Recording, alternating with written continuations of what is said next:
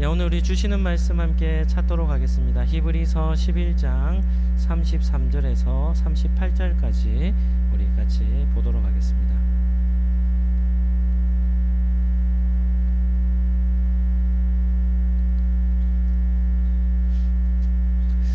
신약성경 히브리서 11장 33절에서 38절입니다. 우리 한 절씩 우리 교독하도록 하겠습니다. 그들은 믿음으로 나라들을 이기기도 하고 하며 의를 행하기도 하며 약속을 받기도 하며 사자들의 입을 막기도 하며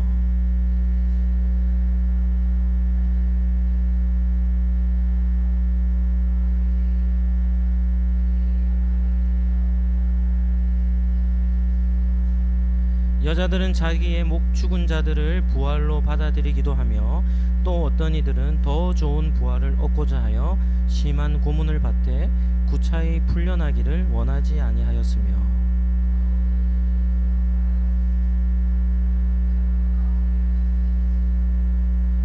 돌로 치는 것과 톱으로 켜는 것과 시험과 칼로 죽임을 당하고 양과 염소의 가죽을 입고 유리하여 궁핍과 환난과 학대를 받았으니 이런 사람은 세상이 감당하지 못하느니라. 그들이 광야와 산과 동굴과 토굴에 유리하였느니라. 아멘. 오늘은 히브리서 11장 말씀을 가지고 믿음은 세상을 이깁니다 라는 제목으로 말씀을 잠시 나누도록 하겠습니다. 오늘 이제 살펴볼 주제는 히브리서 믿음장 거의 마지막 부분의 말씀입니다. 그래서 히브리 저자가 전하는 믿음이 무엇인가에 대해서 우리 오늘 말씀을 통해 은혜를 받고자 합니다. 첫 번째는 균형 잡힌 신앙입니다. 우리의 삶에는 균형이 필요하죠. 무엇이든지 과하면 어떻습니까? 지나치게 됩니다. 이게 우리에게 유익을 주는 것이 아니라 해가 되는 것이죠. 먹는 것도 과하면 해가 되고 운동하는 것도 과하면 몸의 건강을 위해서 운동을 하는데 운동이 과하면 어떻게 됩니까? 몸을 망치기도 합니다. 그래서 무엇이든지 한쪽으로 치우치기 시작하면 도리어 그것이 우리에게 유익이 아닌 또 몸을 상하게 하는 그런 결과를 얻게 되는 것이죠. 신앙생활도 마찬가지입니다. 한쪽에 치우친 신앙생활은 이게 영적인 유익을 주는 것이 아니라 건강한 신앙을 해치게 됩니다. 한번 따라 하시죠. 믿음도 균형이 필요합니다. 말씀만 열심히 읽는, 성경 말씀만 열심히 읽는 것도 그것만 하는 것으로는 부족합니다. 기도도 마찬가지죠. 기도만 무턱대고 열심히 하는 것, 그런 것도 균형이 무너지게 되는 것이죠. 그래서 말씀과 기도와 그리고 실질적인 삶을 살아가는 그런 균형 잡힌 신앙이 되어야 건강한 신앙이 되는 겁니다. 그래서 우리가 믿음에 대해서도 우리가 균형 잡힌 이해를 가져야 됩니다. 성경에서 말하는 믿음은 무조건적 긍정만을 뜻하지 않습니다. 그냥 믿으면 다 됩니다, 이런 것이 아니죠. 믿음의 영역에도 긍정적인 측면이 있는가 하면 우리의 삶에 고통이라는 요소가 되는 부정적 측면이 존재합니다.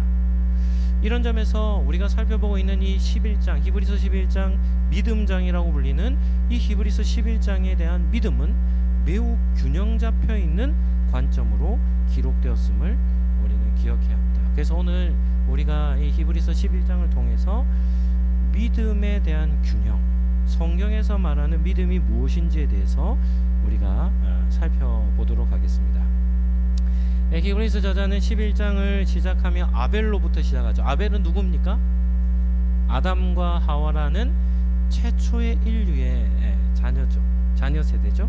그래서 아벨로부터 시작해서 선지자들에 이르기까지 유대인들이 너무나도 잘 아는 선조들의 삶을 근거로 믿음이 무엇인지를 전했습니다. 그리고 히브리서 저자는 그러한 믿음의 사람들의 삶을 총정리를 하면서 오늘 우리가 살펴보고자 하는 메시지를 전하고 있는 것이죠. 그래서 오늘 본문을 통해서 우리는 믿음의 두 가지 양면성을 우리는 발견하며 우리의 믿음의 균형을 잘 잡아 가야 합니다. 그렇습니다. 그리고 오늘 이제 본문 한번 살펴보겠습니다. 믿음은 세상을 이깁니다 라는 주제로 한번 살펴보겠습니다. 오늘 본문은 두 가지 이 대조적인 메시지를 전합니다. 33절에서 35절 상반절까지는 어떤 측면에서 메시지가 전하냐면 위기의 상황 속에서 믿음으로 위기를 극복하는, 그래서 승리하는 장면을 전합니다. 그래서 위기를 어떻게 극복하냐면 믿음으로 위기를 극복하죠. 그래서 33절에서 35절 상반절까지는 믿음으로 승리하는 영광스러운 측면을 다룹니다. 그런데 그에 반해서 35절 하반절부터 38절까지는 박해와 고난 가운데 믿음으로 삶을 살지만 처참한 고난의 삶을 살아가는 장면을 기록을 하고 있습니다. 그래서 이 둘은 매우 대조적입니다. 전자는 어려운 환경을 극복한 승리하는 믿음을, 후자는 어려운 환경 속에서도 끝까지 고난을 견디는 믿음을 전하는 겁니다. 그래서 겉으로만 보면 전자에 속한 믿음은 승리자처럼 보이고 후자에 속한 믿음은 실패자처럼, 패배자처럼 보이지만 히브리 저자는 그렇게 전하지 않습니다. 히브리 저자는 똑같은 믿음 안에서 전혀 다른 결과를 맺는 두 가지 측면을 다루지만 승리하는 믿음과 고난을 견디는 믿음, 이 두 가지 모두가 다 믿음의 삶이라는 것을 강조하고 있는 것이죠. 세상적인 성공은 어떻습니까? 세상적인 성공과 기독교 신앙의 성공은 전혀 다르죠. 세상의 성공은 무엇을 성공이라고 합니까? 승리를 성공이라고 합니다. 눈에 보이는 좋은 결과가 있는 것을 성공이라고 하죠. 뭐 많은 돈을 벌다든지 또 큰 인기를 얻는다든지 또 큰 업적을 남긴다든지 이런 것들을 다 성공이라 말합니다. 그러나 기독교 신앙에서 말하는 성공은 세상의 화려함이 아니라 끝까지 믿음을 지키며 사는 삶, 어떤 상황 속에서도 믿음을 놓치지 않고 사는 삶, 이것을 바로 성공, 믿음의 삶이라 이렇게 말씀을 하고 있는 겁니다. 그래서 세상에서는 이기는 것을 승리라고, 승리한 것을 성공이라 하지만 믿음 안에서는 끝까지 믿음을 지켜나가는 것, 그리고 그런 이기는 믿음이 고난을 극복하는 믿음이든지 아니면 고난을 견디는 믿음이든지 이 두 가지 모두를 다 성경은 믿음의 삶이라 말씀하는 겁니다. 첫 번째는 믿음은 승리를 가져다 줍니다. 33절에서 35절 상반절까지는 히브리 저자가 9가지 사례를 듭니다. 그들은 믿음으로 나라들을 이겼다. 그들은 믿음으로 의를 행했다. 믿음으로 약속을 받기도 했다. 사자들의 입을 막기도 했다. 불의 세력을 멸하기도 했다.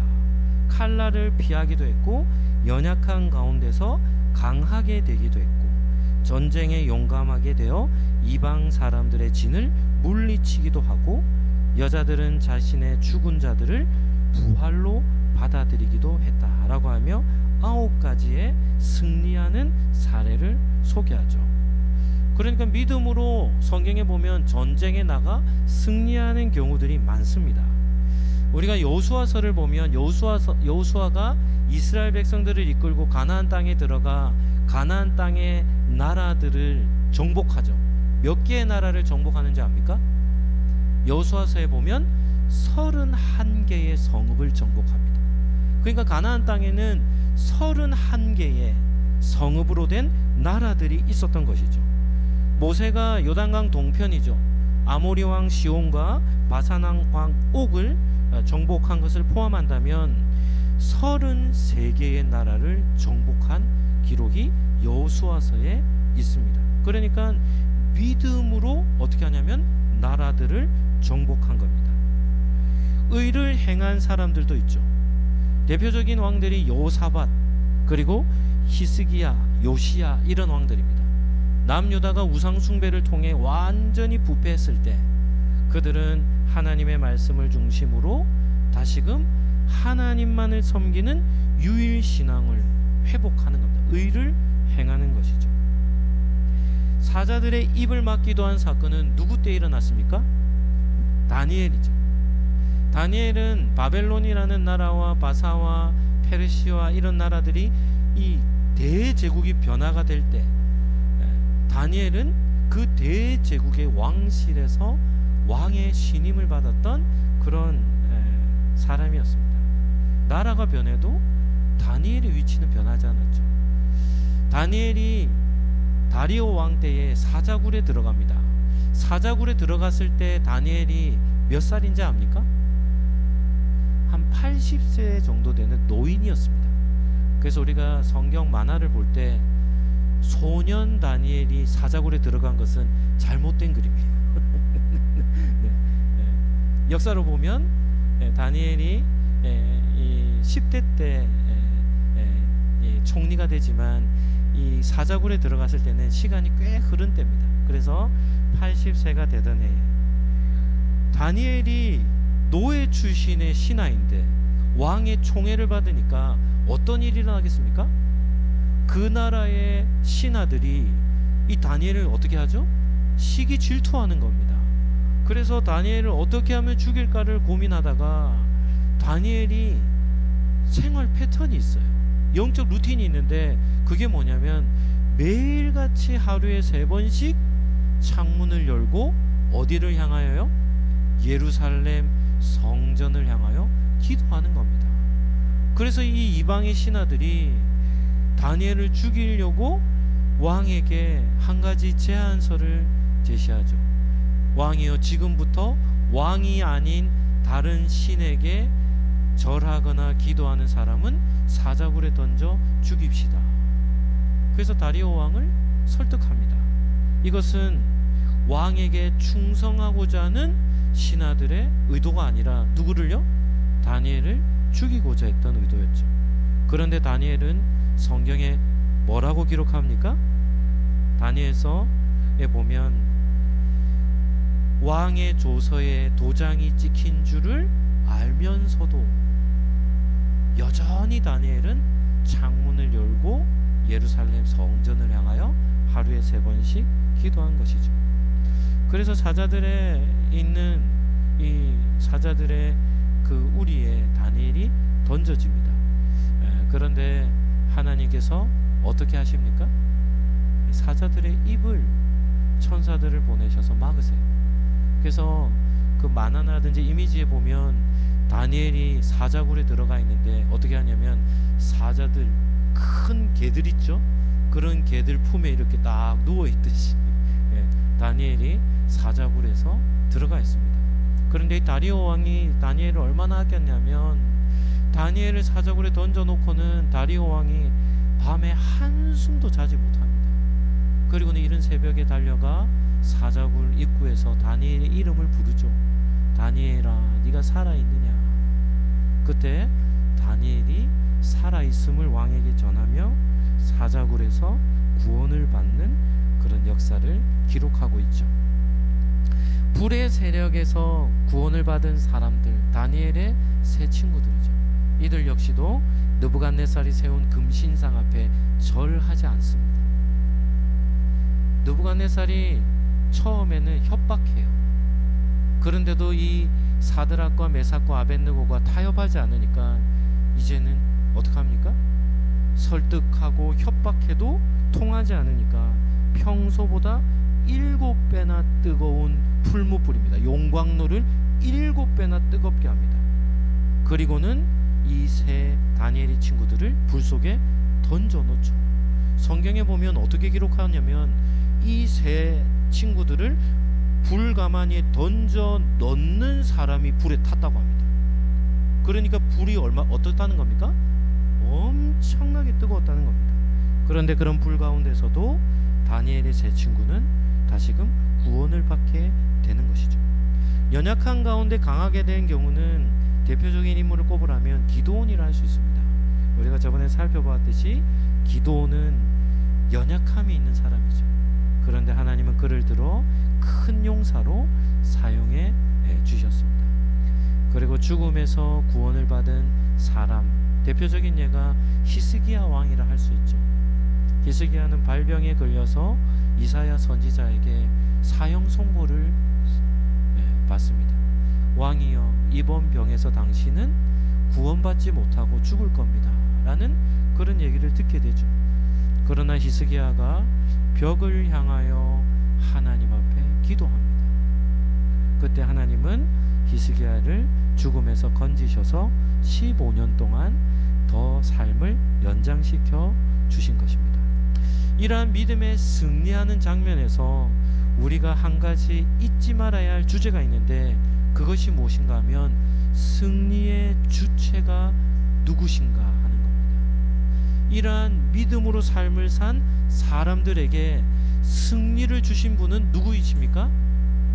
여호와 하나님이시죠. 다니엘서 6장 22절, 사자굴에서 구원받은 다니엘이 다리오 왕에게 전한 메시지입니다. 우리 본문을 한번 띄워주시고 우리 같이 한번 읽어보시죠. 나의 하나님이 이미 그의 천사를 보내어 사자들의 입을 봉하셨으므로 사자들이 나를 상해하지 못하였사오니 이는 나의 무죄함이 그 앞에 명백함이오며 또 왕이여, 나는 왕에게도 해를 끼치지 아니하였나이다 하니라. 아멘. 다니엘이 사자굴에서 구원받고 다리오 왕에게 했던 가장 먼저 했던 말이 무엇입니까? 하나님이 나를 구원하셨습니다 라고 하는, 구원해 주신 분이 하나님이심을 전한 겁니다. 이것이 바로 믿음의 본질입니다. 성경적인 믿음이란 무엇인가 하면 이 세상을 이길 믿음이 나에게서 만들어지는 것이 아니죠. 세상을 이기게 하시는 하나님으로부터 나온다는 것이 성경적인 믿음입니다. 그래서 성경에 나오는 인물들은 영웅들이 아닙니다. 세상에서 누가 보더라도 탁월한 영웅이 아닙니다. 뛰어난 지략가들도 아니죠. 그들은 다 우리와 똑같은 연약한 사람들입니다. 그런데 그런 연약함을 인정하며 하나님의 도우심을 구할 때 하나님이 승리를 주신 것이죠. 우리 성경 구절 한 절 더 보겠습니다. 역대하 20장 12절 말씀입니다. 우리 본문을 띄워주시고 같이 한번 읽어보실까요? 우리 하나님이여, 그들을 징벌하지 아니하시나이까? 우리를 치러 오는 이 큰 무리를 우리가 대적할 능력이 없고 어떻게 할 줄도 알지 못하옵고 오직 주만 바라보나이다. 여호사밧의 기도입니다. 여호사밧이 어떤 일을 하냐면 모압과 암몬과 세일산 사람 세 개의 나라가 연합해서 군대를 만들어서 남유다를 공격하는 겁니다. 여호사밧이 보니까 너무 군대 규모가 크니까 그 군대와 맞설 유다의 군사력이 없는 겁니다. 그리고 이 문제를 해결할 방법도 찾지 못한 거예요. 그러한 위기 속에서 여호사밧은 어떻게 합니까? 자신들의 연약함을 인정하고 하나님께 도움을 구하는 겁니다. 그래서 믿음이라는 것은, 믿음의 삶을 살아온 사람들은 강한 영웅들이 아니라 연약한 사람이지만 그럼에도 도우실 하나님을 바라보며 믿음으로 하나님을 붙든 사람인 것이죠. 한번 따라하시죠. 연약한 가운데 하나님을 붙듭시다. 이것이 바로 우리가 믿음에서 승리하게 되는 원리가 되는 겁니다. 그래서 성도들은 약해도 상관없습니다. 이유가 뭐 때문입니까? 우리의 약함을 인정하면 되는 겁니다. 그리고는 우리를 도우시는 하나님을 신뢰하면 되는 것이죠. 이것이 바로 첫 번째 히브리 저자가 전하는 믿음입니다. 승리하는 믿음이죠. 그러나 두 번째 믿음이 있습니다. 두 번째는 무엇인가 하면 믿음은 고난을 견뎌내는 겁니다. 35절 하반절에서 38절까지는 11가지의 고난당하는 믿음을 소개합니다. 또 어떤 이들은 더 좋은 부활을 얻고자 하여 심한 고문을 받되 구차히 풀려나기를 원하지 아니하였으며, 또 어떤 이들은 조롱과 채찍질 뿐 아니라 결박과 옥에 갇히는 시련도 받았고, 돌로 치는 것, 톱으로 켜는 것, 시험과 칼로 죽임을 당하고, 양과 염소의 가죽을 입고 유리하여 궁핍과 환난과 학대를 받았다라고 이렇게 기록합니다. 히브리 저자는 앞에서 승리하는 믿음의 예를 9가지를 들고, 그리고 35절 하반절부터는 반대로 고난당하는 예를 11가지를 들어서 설명을 하는 것이죠. 히브리서 11장에 나오는 고난은 어느 것 하나도 쉬운 곳이 없습니다. 엄청난 육체적인 고난을 동반합니다. 우리가 세계사를 공부해 보면 유럽이라든지 이런 서구의 역사를 공부하면 다 기독교 역사죠. 그 시대 속에서 기독교가 박해당하는 시대를 살펴보면 박해가 엄청나게 심했습니다. 유대 전승에 따르면 이사야 선지자 있죠. 이사야 선지자는 므낫세 왕이 악한 왕인데요, 이 므낫세 왕 때에 톱으로 켜서 순교했다라는 전승이 있습니다. 또한 로마의 10대 박해가 있습니다. 10명의 로마의 황제들의 기독교 박해가 있는데 그 대표적인 인물이 네로 황제입니다. 네로 황제.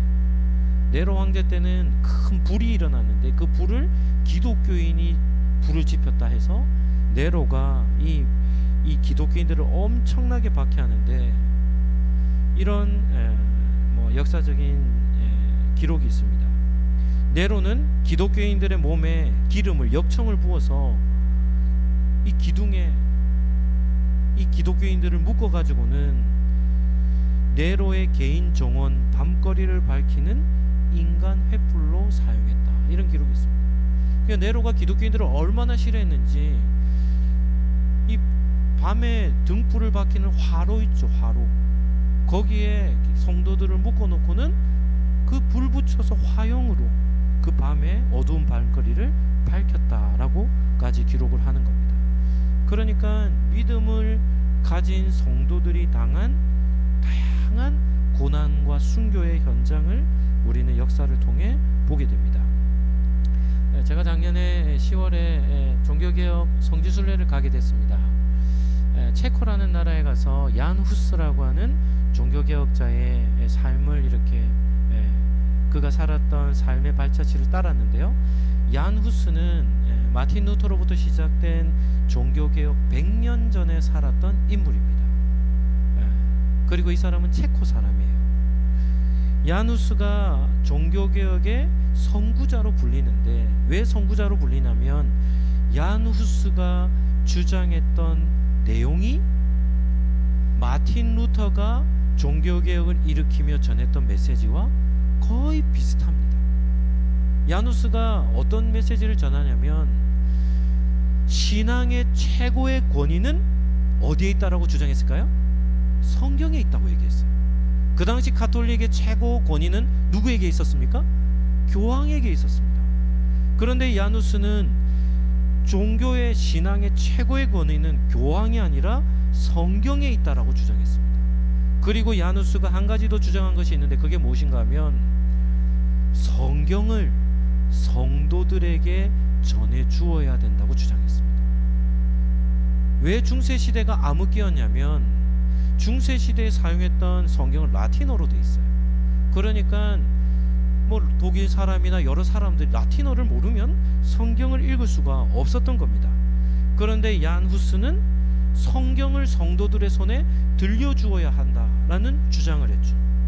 그러니까 이 로마 가톨릭이 지배하던 시대는 성경은 누구만 볼 수 있었는가 하면 사제들, 신부들, 이렇게 종교 지도자들만 성경을 볼 수 있었습니다. 그러니까 성경이 무엇이라고 기록되어 있는지는 성도들이 아무도 알지 못한 겁니다. 마틴 루터가 로마 이 가톨릭을 대항해서 99개 반박문을 썼죠. 어디에 근거해서 섰겠습니까? 로마 가톨릭 교황이 행하는 그 모든 일들을 신학교 교수가 되어서 신학생들과 함께 성경을 공부하다가 하면서 로마 가톨릭을 보니까 몇 가지나 잘못되었다고요? 95개나 잘못된 것을 발견하게 된 겁니다. 그래서 루터도 마찬가지죠. 최고의 권위는 성경에 두고, 그리고 성도들에게 무엇을 주어야 된다고요? 성경을 주어야 된다고 해서 루터는 자신의 모국어인 독일어로 성경을 번역한 겁니다. 그런데 그러한 사역을 100년 전에 누가 했다고요? 얀 후스가 체코에서 행한 겁니다. 가톨릭 교황이 얀 후스의 주장을 받아들였겠습니까? 어떻게 했겠습니까? 절대 받아들이지 않았죠. 그래서 얀 후스는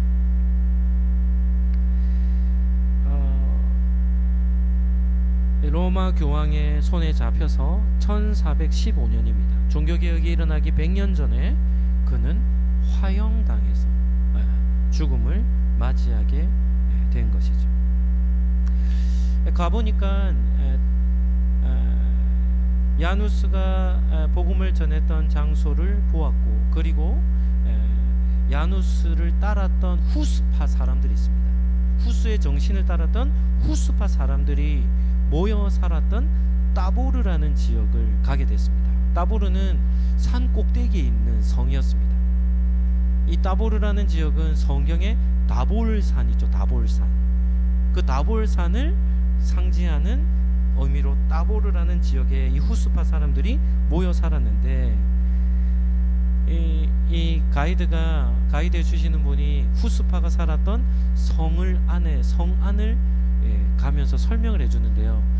겉으로 보면 성이 이렇게 지어져 있는데 그 안에 들어가 보면 이 사람들이 어떻게 살았냐면 성 안 지하에 동굴을 파기 시작하는 겁니다. 그리고 동굴을 파는 방법을 이렇게 이미지들로 그려놨는데 어떻게 동굴을 팠겠습니까? 흙을 나르는 작은 수레를 가지고 한 사람이 통과할 그러한 구멍을, 그 깊은 땅을 계속해서 파며 엄청난 수고를 했더라고요. 그리고는 입구에 들어와서 저를 따라오세요 하며 가이드가 인도하는데 땅굴을 한참 파고 나갔는데 나중에 문을 열고 나오니까 성은 저기 있는데 그 땅은 저 한 500m 떨어진 곳으로 구멍으로 빠져나오게 돼 있더라고요. 그래서 왜 후스파 사람들이 이렇게 카타콤 같은 굴을 파며 살았습니까? 물으니까 무엇 때문에 땅을 팠겠습니까? 로마 교황이 보낸 군사들이 쳐들어왔을 때 자기 자녀들이 어떻게 해요? 잡히면 죽으니까 잡히지 않고 도망하기 위해서 뭘 하는 겁니까? 지하 땅굴을 파는 겁니다. 그래서 지하 동굴 다양한 길을 파놓고는 그들이 침략당할 때를 대비해서 도망갈 길들을 그렇게 만들어 놓은 것이죠. 그래서 거기 가보니까 믿음을 지키며 성경을 최고의 권위를 두며 믿음을 지키며 살았던 그들의 삶이 얼마나 위기에 놓여 있었는지, 생존을 위해서 얼마나 고된 삶을 살았는지. 산 위에 성이 있으니까 뭐도 부족하겠습니까? 먹을 양식도 없겠죠. 그러니까 겨울이 되면 그들이 얼마나 굶주린 가운데 살았는지, 그리고 그 큰 고난 가운데서도 믿음을 어떻게 지켰는지를 보게 된 겁니다. 그래서 우리가 이렇게 시원한 환경 속에서 예배를 드리며 신앙생활하는 것이 얼마나 큰 복인지 모르죠. 우리는 예배를 드릴 때 조금만 더워도, 조금만 추워도 우리는 불평불만을 하는 것이 우리의 모습입니다. 그러나 믿음의 길을 걸으며 고난 가운데 살았던 사람들의 삶은 너무나도 치열했고, 그런 고난 가운데서 그 믿음을 지켜나갔음을 보게 됩니다. 오늘 본문에서 우리는 이러한 현실에 직면한 고난을 이겨내는 방법을 히브리서 저자는 소개하는데요. 그 답이 35절 하반절에 있습니다. 이렇게 기록하죠. 또 어떤 이들은 더 좋은 부활을 얻고자 하여 어떻게 했다는 겁니까? 심한 고문을 받지만 구차히 풀려나기를 원하지 않았다는 겁니다. 큰 고문 가운데서도 풀어주세요라는 요청을 하지 않고 그 고난을 견뎠다는 것이죠. 그런데 그 중심에는 무슨 신앙이 있었다는 겁니까? 부활 신앙이 있었다는 겁니다. 모든 고난의 최종점은 무엇이겠습니까? 순교입니다. 기독교를 박해하는 사람들은 최종적인 박해가 뭡니까? 죽이는 것이겠죠. 그런데 그러한 목숨까지도 희생하며 믿음을 지킨 사람들은 믿음만 부정하면 풀어줄 것이다라는 그들의 유혹을 어떻게 하냐면 단호하게 거절하고, 그리고 끝까지 죽음 앞에 이르기까지도 믿음을 지켰는데, 그 이유가 죽음이 끝이 아님을, 우리에게는 영원한 부활 소망이 있음을 알고 믿었기 때문이죠. 그래서 이 땅의 삶은 100년 정도 삽니다. 길면 100년 정도 살죠. 모든 사람들은 다 죽음을 향해 삶을 살아가는 겁니다. 그럼에도 성도들은 이 땅의 삶이 끝이 아님을 믿고 죽음 이후에는 영원한 삶이 있음을 우리는 확신하며 삶을 살아가는 것이죠. 요한복음 5장 29절 말씀입니다. 우리 본문을 띄워주시고 같이 한번 읽어보시죠. 선한 일을 행한 자는 생명의 부활로, 악한 일을 행한 자는 심판의 부활로 나오리라. 질문 한번 하겠습니다. 가장 선한 일이 무엇이겠습니까? 가장 선한 일이 무엇이겠습니까? 가장 선한 일은 믿음으로 사는 삶입니다. 믿음으로 사는 삶이 가장 선한 일이죠. 그래서 그렇게 믿음으로 끝까지 삶을 산 사람에게는 예수님이 무엇이라 말씀합니까? 그들에게는 생명의 부활을 얻게 될 것이다 라고 약속의 말씀을 하고 계시는 겁니다. 오늘 나눠드린 설교 노트에 보면 독일에 있었던 부헨발트라는 지역에서 사역했던 파울 슈나이더라는 목사님의 이미지를 제가 하나 넣어놨습니다. 이 목사님은 나치죠. 히틀러 나치의 체제를 반대하며 저항하며 독일에서 개신교 목사 중에 1호 첫 번째 순교자가 된 목사님입니다. 독일 히틀러가 지배했던 시대에 안타까운 이들은 어떤 일이 있냐면 교회 안에도 두 부류의 교회가 있었습니다. 히틀러를 지지하는 교회가 있었고 히틀러의 나치 정신을 반대하는 부류가 있었죠. 그런데 이 파울 슈나이더라는 목사님은 반대한 사람입니다. 그래서 히틀러 체제를 맹렬하게 반대하며 저항했죠. 그래서 수차례 강제 수용소에 수감됩니다. 그리고는 이 수용소 당국에서 이렇게 제안을 합니다. 나치의 이념에 동조만 하면 풀어주겠다는 겁니다. 그런데 슈나이더 목사님은 단호하게 거부합니다. 그리고는 1939년 7월 18일 날 슈나이더 목사님은 수용소 의무실로 끌려갑니다. 그전에도 여러 번 이런 폭행을 당하고 어려움을 겪었지만 뜻을 굽히지 않자 이 수용소 의무실로 그를 끌고 가서는 스트로판틴이라고 하는 독극물입니다. 독약이 든 주사를 투여해서는 슈나이더 목사님을 살해해 버리고 맙니다. 그래서 이 슈나이더 목사님은 나치에 의해서 살해된 최초의 개신교 목회자가 되는 것이죠. 이 슈나이더 목사님의 삶이 바로 35절에 나오는 말씀의 삶입니다. 구차히 풀려나기를 원하지 않고 끝까지 믿음의 길을 걸어간 삶의 전형적인 사례가 되는 것이죠.